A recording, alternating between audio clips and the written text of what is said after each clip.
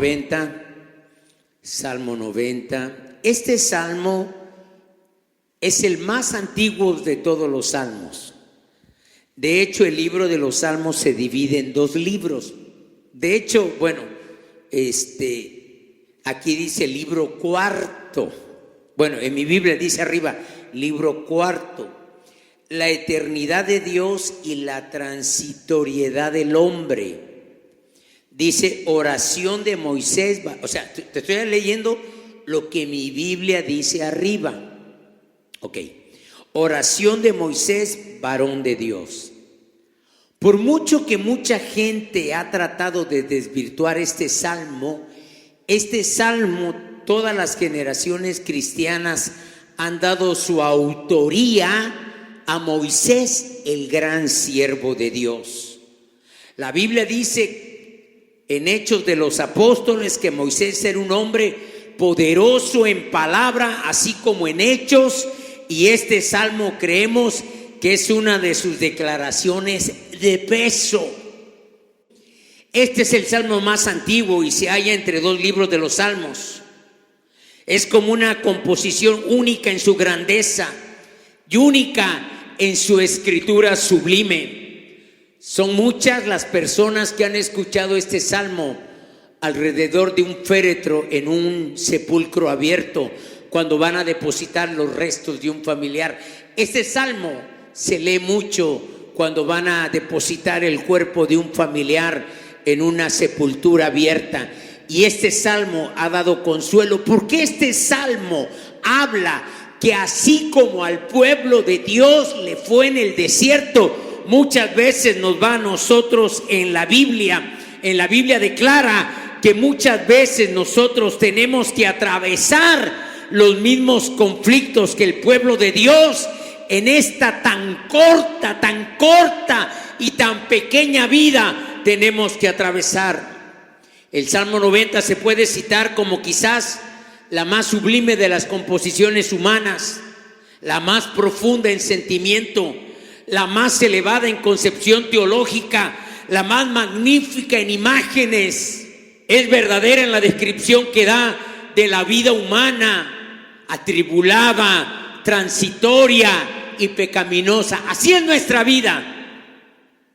Nuestra vida es transitoria, atribulada y pecaminosa. Es verdadera en su concepto del eterno Dios que adoramos. Él es soberano y Él es el juez. Y con todo, el refugio y esperanza a pesar de las pruebas más severas de su fe. No pierde su confianza en Él, sino que firme en ella suplican como si lo predijeran una sazón de refrigerio cristiano. Qué bueno que el cristiano sabe que la muerte no es el final, que la muerte es el principio de un plano mayor. Y no estoy hablando de los que creen en la reencarnación, no se turbe vuestro corazón, ni tenga miedo. Dice San Juan 14, ¿creéis en Dios? En la casa de mi Padre hay suficiente lugar para ustedes. La casa del Padre. Él fue a preparar lugar para nosotros. No vemos en este salmo rastro alguno de orgullo o petulencia de alguien que se cree pomposo. No, este salmo nos encara con la realidad de la brevedad de nuestra vida. La brevedad de nuestra vida, alerta.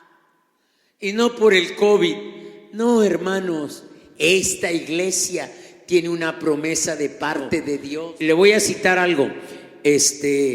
Voy a estar leyendo según la revisión 77, Reina Valera, revisión 77, que es la más adecuada al sermón que yo estoy exponiendo. Señor, verso 1, tú nos has sido refugio de generación en generación. Moisés en efecto dice que por más que seamos peregrinos, Él es Dios es nuestro refugio. Él es nuestra fortaleza. Él es nuestra roca. Él es nuestra casa. Él es donde nos refugiamos. Señor, tú nos has sido refugio de generación en generación. Dice la palabra, antes que naciesen los montes, Dios no es nada más un tabernáculo o un templo en el que moramos, sino moramos en Dios. Es una expresión notable para la cual no hay equivalente en ninguna otra parte de las Sagradas Escrituras. Tú eres nuestro refugio, tú eres nuestra fortaleza, tú Dios. Dios es nuestra morada. La Escritura en otro punto nos dice precisamente lo opuesto, que Dios habita en nosotros. El apóstol Pablo dice, Dios no habita en tabernáculos hechos de hombres, sino habita en ustedes. El apóstol Pablo cita lo contrario en las epístolas. Nosotros somos el templo de Dios donde mora el Señor. Dios es santo, dice el apóstol Pablo, por lo tanto ustedes deben de ser santos. Por eso estoy con lo de las deudas. Por eso voy a hablar con los matrimonios. Por eso voy a hablar por qué sus hijos se descarriaron del camino. O sea, no creas que yo les he hablado a ustedes. Por eso qué importante es que entre más pequeños tú les des con vara y que ellos aprendan. Susi aprendió, Mimi aprendió, Raquel aprendió que mi sí y el no es no. Antes que naciesen los montes, dice el verso 2, y formases la tierra y el mundo, desde el siglo y hasta el siglo tú eres Dios. Para Dios, el pico de Orizaba nació hace ratito. El Popocatépetl, para Dios los montes son nuevos. Para Dios no ha pasado mucho tiempo. Antes que naciesen los montes, estos gigantes antiguos hubieran surgido del seno. Antes, como si fueran un hijo del Señor, los montes. El Señor ya era glorioso y se basta. Hermano, Dios no necesita nada de nadie.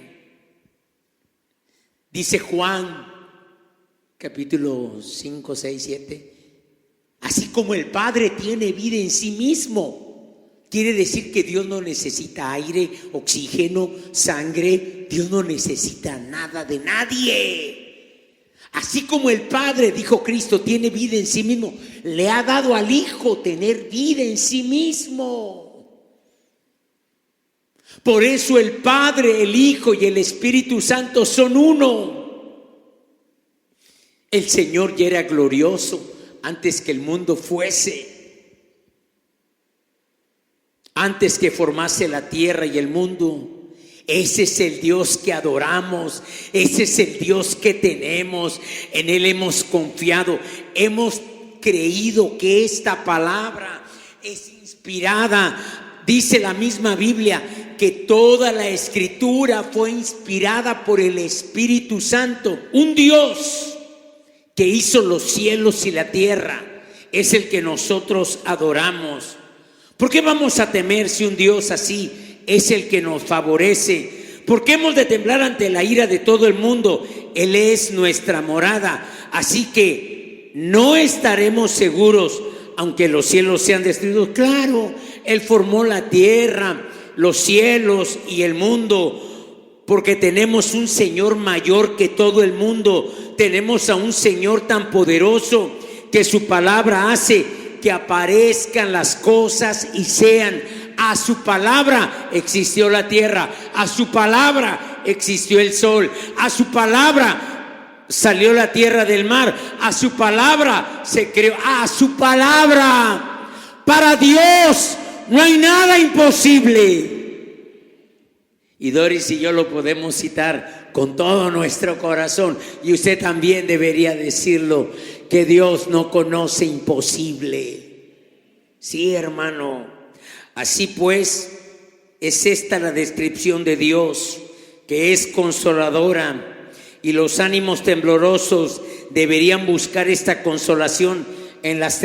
Hermano, yo le he dicho a mis hijas, como dijo uno de los grandes hombres de Dios, el mayor temor que debemos de tener es al temor. El diablo sabe sembrar temor, pero hay poder en el nombre de Cristo. Hermano, usted debe aprender a no tener temor, a confiar en Dios. Pero si usted no lee la Biblia, usted va a tener miedo al movimiento de las hojas. Dice el versículo 3 en la revisión 77, reduces al hombro hasta convertirlo en polvo y dices, volved, hijos de los hombres. El cuerpo del hombre queda disuelto en sus elementos. Dice el texto en la 77, reduces al hombre hasta convertirlo en polvo y dices, volved, y dices, volved, hijo de los hombres. Esto es volver al polvo del cual saliste. De este modo es destacada la fragilidad del hombre. Dios lo crea del polvo y vuelve al polvo por la palabra de su creador. Dios resuelve y el hombre se disuelve. Una palabra crea y una palabra destruye. Observe en qué forma aquí se reconoce la acción de Dios. Su dedo señala y su voz habla. Sin ello no moriríamos. No moriríamos. Observen qué forma aquí se reconoce la acción de Dios. Su dedo señala y su voz habla. Sin ello no moriríamos. No hay poder en la tierra que pueda aniquilarnos. No. Las balas no nos pueden matar si Dios no lo determina. Ninguna enfermedad nos puede matar si Dios no lo habla, si Dios no lo decide. Por eso es importante adorarle, bendecir su nombre, buscarle. Buscad a Jehová mientras pueda ser hallado. Un gran hombre de Dios dijo, el brazo de un ángel no puede salvarme de la tumba. Miles de ángeles no pueden meterme en ella. Un ángel no me puede salvar de la tumba. Miles de ángeles no me pueden meter en ella si Él no da la palabra. 4, porque 1000 años delante de tus ojos son como el día que ayer que pasó y como una de las vigilias de la noche. Porque 1000 años, ¿qué dice? Son como el día de ayer. O sea que entre ayer y hoy Dios ya pasó 2000. No, Dios no habita en el tiempo. Diga, Dios habita la eternidad. Allá no hay tiempo. A el alto y sublime que habita la eternidad, cuyo nombre es el Santo de Israel. Gloria a Dios. En ese Dios confiamos, que habita la eternidad. Para usted y para mí, el ayer ya no existe. ¿O sí existe? No, que yo ayer fui a Estados Unidos y a Washington, pero ya no existe. ¿Y el mañana? Tampoco. Diga, existe el ahora. Diga, existe el aquí y el ahora. No es que allá, pero usted está aquí, yo estoy aquí y estoy ahora. Y Dios está aquí y Dios está ahora. Y dice la palabra, y como una de las vigilias de las noches, el Espíritu Santo se expresa según la manera de los hombres para darnos alguna idea. Hermano, esto de hablar de la eternidad, yo a veces no lo entiendo, de verdad. O sea, no es para una mente, tiene que ser mente muy privilegiada para darnos alguna idea de la duración infinita que sea apropiada para nuestra capacidad. Para ayer, para Dios, pasaron 1000 años. Con todo, como no hay proporción entre el tiempo y la eternidad. Mi papá ya entró en la eternidad. La gente que muere entra en la eternidad. Algunos sin Cristo, otros con Cristo. No hay proporción entre el tiempo y la eternidad. Hemos de lanzar nuestros pensamientos más allá de esto, porque los años y los días, miren solo la duración de las cosas creadas y de las cosas que están con el tiempo, solo las que son materiales y corporales. El día es para usted y para mí, la noche es para usted y para mí, los meses, los años. Para Dios no. Dios tiene en este momento tu momento de nacimiento y tu funeral. Dios los tiene enfrente. Por eso el Salmo 2, cuando la gente está haciendo lo malo y lo malo. ¿Cuánta gente perversa no vino aquí y se fue de la iglesia? Y hoy son 2 veces más hijos del infierno que antes. ¿Qué hace Dios? Según el Salmo 2, ¿qué hace Dios? Se ríe de ellos. ¿Cómo se ríe? Con el ceño fruncido. ¿Y por qué se ríe con el ceño fruncido? Porque Él ve su día, Él ve cómo terminan, Él ve cómo acaban. El más perverso grita más, el más perverso llora más. Es como una vigilia de las noches, un periodo de tiempo que desaparece rápidamente. Apenas hay bastante tiempo en 1000 años para cambio de guardia en el cielo, si es que ellos cambian de guardia cada vigilia. Apenas en 1000 años cambian de guardia.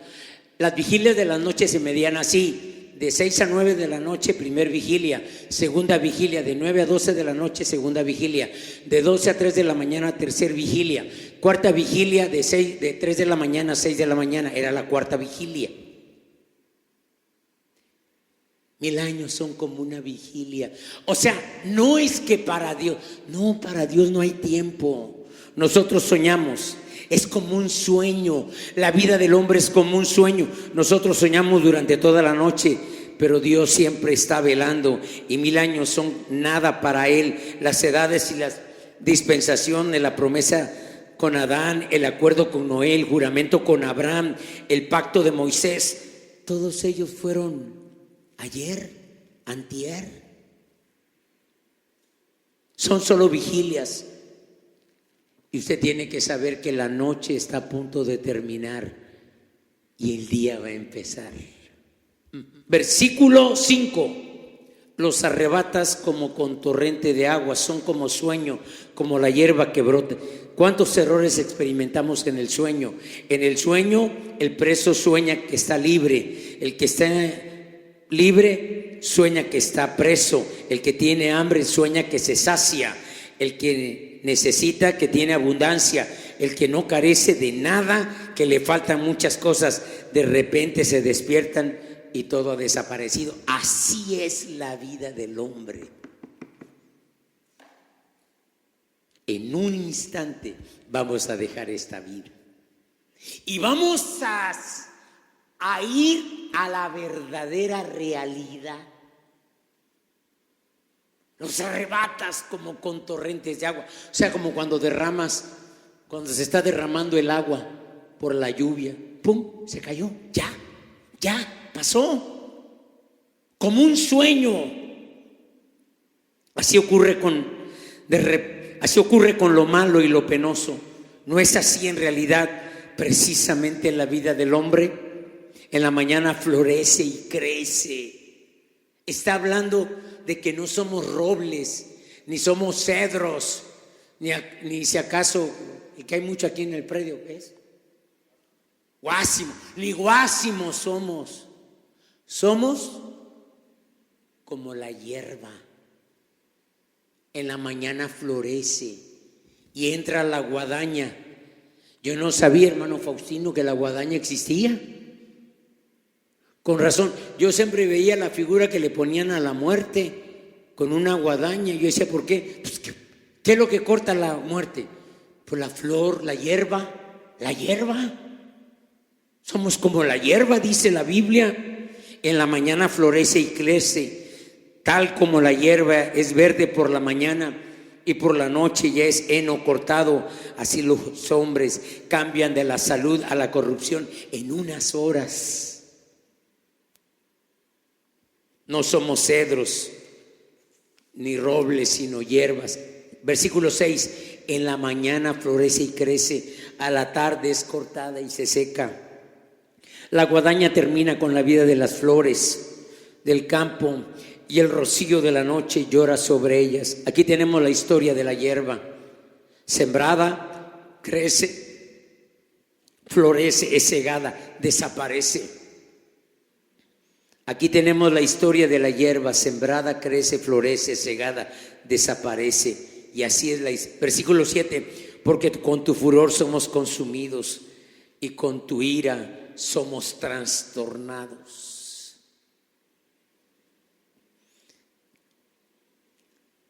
Los científicos, los filósofos buscan por qué la muerte, cuando en la naturaleza hay pruebas de inmortalidad que no pueden ser despreciadas. El profeta reafirma que la causa de la muerte, dice Génesis 3, acompáñame a esta lectura, Génesis capítulo 3, versículos 16, 2:16, y mandó Jehová Dios al hombre diciendo: de todo árbol puedes comer, del huerto podrás, mas del árbol de la ciencia y del bien y del mal no comerás. Cuando Dios dice no, es no. No puedes cometer adulterio, no. No puedes emborracharte, no. No puedes fornicar, no. ¿Cuánta gente se ha llenado de lujuria y de lascivia en los celulares? ¿Cuánta gente en vez de estar en la Biblia está con la computadora cochina esa, empuercándose, mientras el hijo se está revolcando con Satanás, mientras la hija se está revolcando con Satanás? Cuando Dios dice no, es no. Porque de cierto, dice, porque el día que de él comieres, vea bien cómo dice el versículo, porque con tu furor, hermano, ¿por qué la vida no dura 1000 años? ¿No le gustaría? Pero con el candor y el fervor de los 20 años, no de los 30 años. Porque con tu furor viene la reuma, con tu furor viene la diabetes, con tu furor viene el cáncer. Alguien puede decir, yo no he hecho tanto para que... Sí, pero dice la Biblia que Él visita la maldad de los padres hacia los hijos hasta la tercera. Y te va a decir, ¿y entonces cuál es mi problema? ¿Cuál es mi pecado? Pues que le pidas perdón a Dios, que camines bien delante de Dios y tú vas a tener vida eterna. Yo quiero la vida eterna. Yo quiero vida eterna. Esta vida ayer comenzó. Bueno, para Dios, hace un segundo. Los científicos y los filósofos dicen de dónde viene la muerte. Y el profeta afirma: la causa principal no debe buscarse en lo material. No es una deficiencia de fluidos, no es la deficiencia del órgano, no es el accidente, no. Sino Dios ofendido por el pecado. Todo pecado es cometido contra Dios. Así sea contra tu prójimo, tu prójima, todo pecado es cometido contra Dios. Dios ha sometido a esta naturaleza la muerte y a muchas otras calamidades innumerables. Por tanto, nuestros pecados son la causa en que nos han traído esta destrucción. Por ello dice: en tu furor somos consumidos y somos turbados. Jesús santo. Versículo 8: pusiste,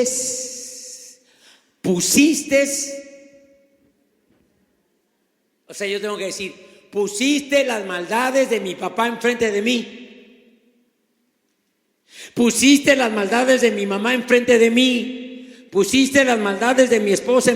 Pusiste mi maldad, la pusiste delante de ti. Nuestras maldades están delante, testifican contra nosotros nuestras maldades. ¿De dónde vienen estas lágrimas? El pecado, a la vista de Dios, es causa de muerte. Dios hizo al hombre para que no muriera.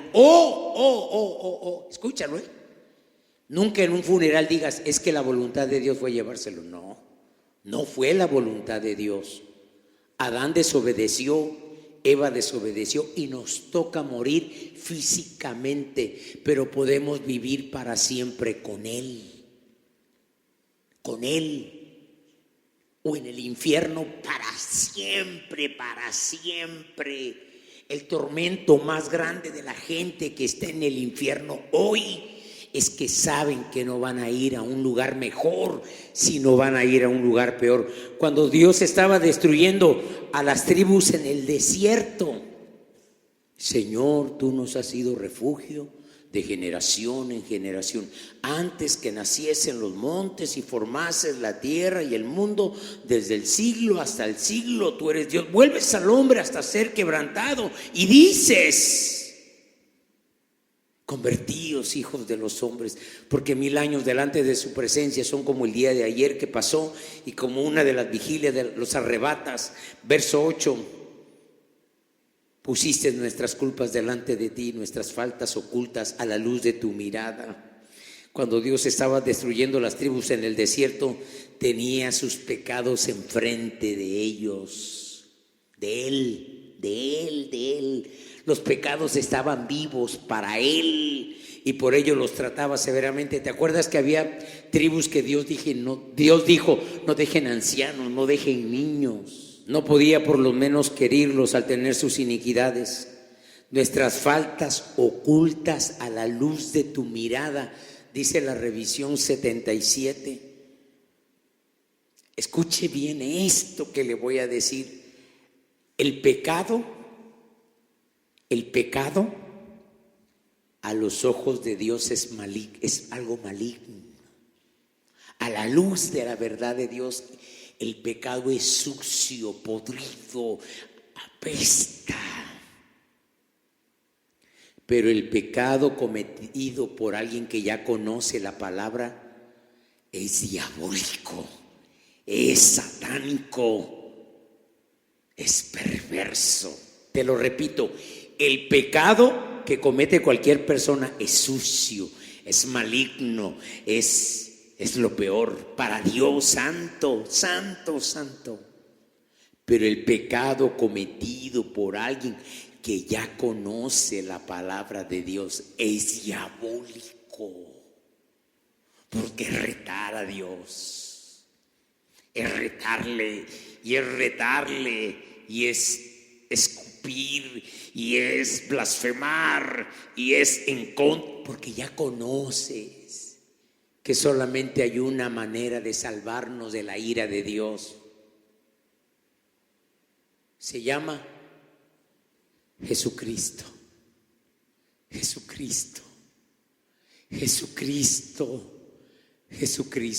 Dios me amó tanto a mí y a usted que dio lo mejor que tenía para decirnos: Elí, yo te amo, voy a dar lo mejor para ti.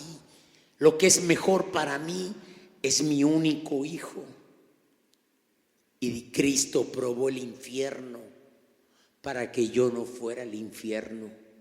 No es en Getsemaní donde Él le pide a Dios que le quite la muerte enfrente. No, grandes hombres de Dios murieron tranquilos. Sabían que al otro día los iban a quemar, los iban a aventar a los leones por el evangelio, y ellos durmieron tranquilos porque sabían la verdad, conocían a dónde iba su alma.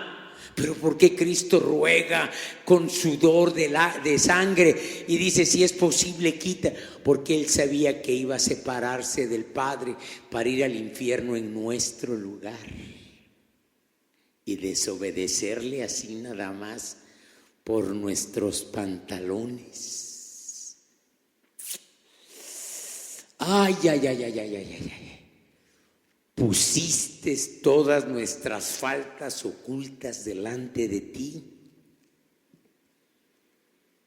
¿Cómo podemos agraviar a un Dios tan bueno?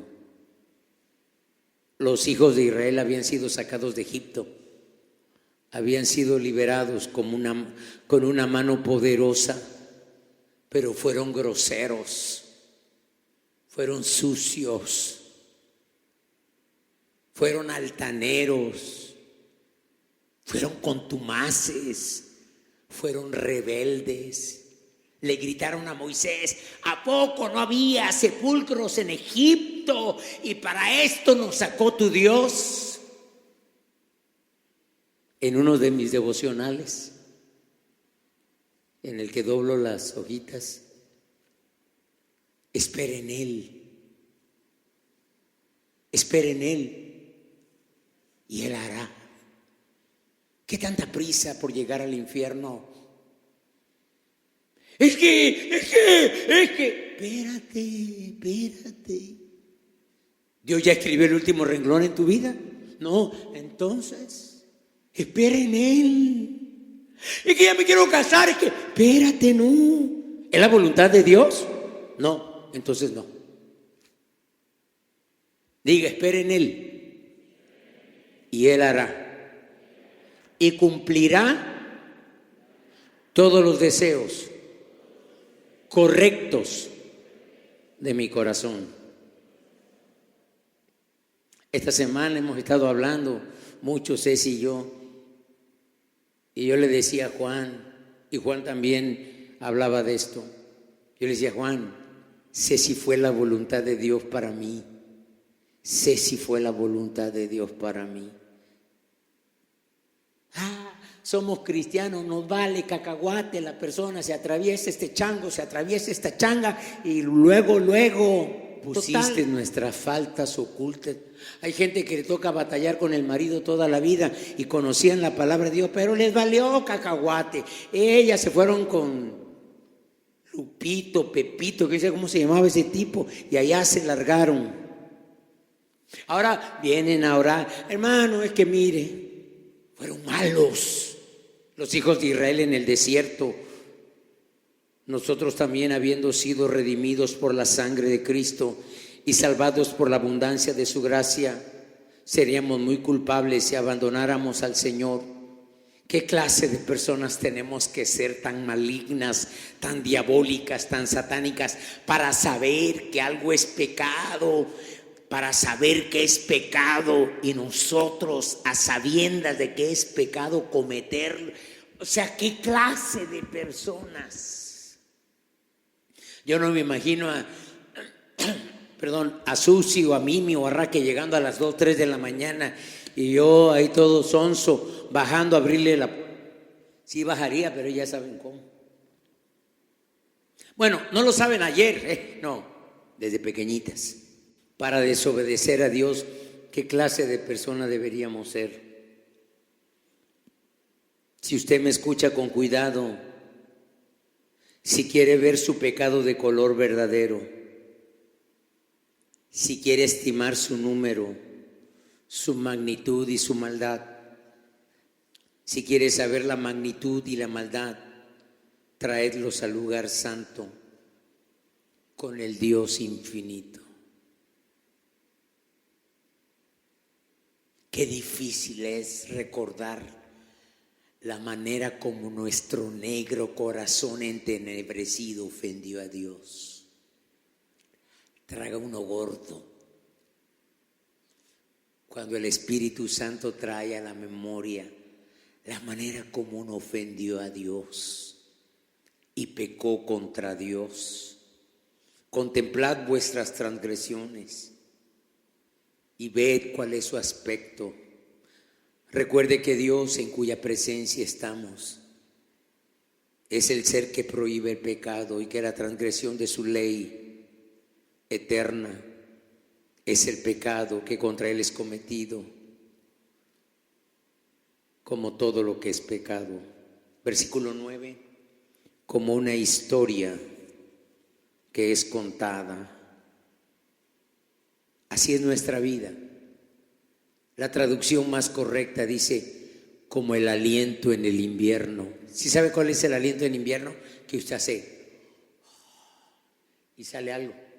Así es nuestra vida. Somos un navío que navega en el mar y no deja rastro. Somos un vapor, somos polvo, somos rocíos.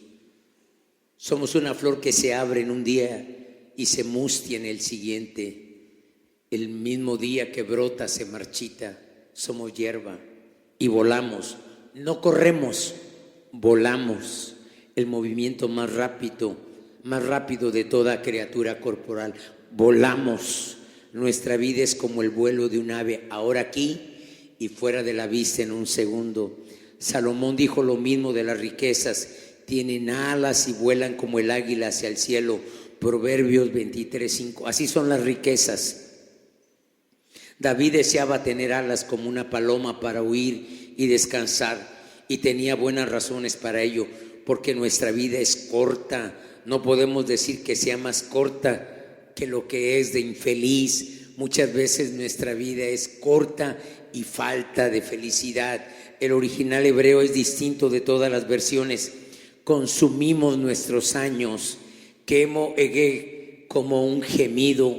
Vivimos la vida llena de gemidos y al final nuestra vida termina con un gemido. El cristal es como el granito fuerte si lo comparamos con nuestra vida. ¿Y qué hay más frágil que el cristal? Versículo 10. Los años de nuestra vida son 70 años y en los más robustos hasta 80 años. Con toda su fortaleza es molestia y trabajo, porque pronto pasan y volamos. Pon al anciano en una región en que la vida es cansancio y molestia. La fuerza de la ancianidad no es mejor que trabajo y molestia. ¿Qué será pues su debilidad? La fortaleza del anciano es molestia y trabajo. Levantarse es molestia y trabajo. Llegar a la mesa es molestia y trabajo. Esa es la fortaleza del anciano. ¿Cuál es su debilidad? Su jadeo para respirar, su fuerza para moverse. ¿Cómo fallan los sentidos? ¿Qué sentimientos de flaqueza? Han llegado los días malos, como dice Eclesiastés, que no tengo en ellos contentamiento. El sol se pone y el calor del día ha terminado, pero dulce es la calma y el frescor de la mañana. La hermosura del día desaparece, pero no para una noche oscura para el cristiano, sino para despertar en el día más hermoso y más glorioso que alguna vez hubiéramos soñado. Lo mortal se retira para dejar lugar a lo inmortal, porque pronto pasan y volamos, se sueltan las amarras y el navío avanza en el mar de la eternidad. Se rompe la cadena y el águila se remonta en un vuelo casi infinito, gobernado por la presencia de Dios. Versículo 11. ¿Quién conoce el poder de tu ira y quién conoce el enojo de los que te temen? Como nadie, y a menos que pueda ser conocido, hemos de considerarlo inefable como el amor de Cristo. El amor de Cristo no tiene límites, la ira de Dios no tiene límites. ¿Quién conoce el poder de tu ira? Yo no sé si alguna vez has visto, hay dos películas que hablan de tsunami. Una cuando cae un asteroide y la última creo que es la del terremoto en la franja de San Francisco, y hablan de tsunami. Y una criatura que se para enfrente de un tsunami, creo que es una criatura que antes de que llegue la ola ya está muerta del susto, cuando son olas de 100 metros yo creo, y son olas increíbles y terribles. Y yo no sé qué pasa si esa persona va a quedar viva, si queda viva cuando la ola le cae encima. ¿Quién conoce el poder de tu ira cuando las lavas de los volcanes se derramen sobre gente viva que se esté quemando viva? ¿Quién conoce el poder de tu ira cuando la tierra se abra con los terremotos y la gente empiece a caer al infierno, a la vida viva? Porque dice el Salmo: vivo los tragarás, vivo los llevarás al Seol. ¿Quién conoce? Nadie ahorita, nadie. No, que me ha dado mucho dolor. Nadie conoce el poder, así como es el amor de Cristo. ¿Por qué no nos dejó solos? ¿Por qué no nos abandonó? Porque no somos casualidad. Diga: yo no soy casualidad. Diga: soy su creación. Diga: yo soy su creación. Y Él quiere ser mi Salvador, pero la decisión es de usted, no es mía. Yo ya tomé la mía. Yo le dije al pastor Juan: no sé cuántos años voy a vivir y es lo que menos me interesa, pero yo siempre oro por Susi, que sea fiel hasta el final, no ahora, fiel hasta el final. Por Mimi, fiel hasta el final. Por Raquel, fiel. Porque como yo decía el jueves, pero yo decía: yo conozco lo que el mundo ofrece. Yo conozco esos asaltos del diablo cuando menos te lo espera. Yo conozco lo indomable y lo rebelde de la carne que nos llama a desobedecer a Dios, a no obedecer, a no someternos al Señor.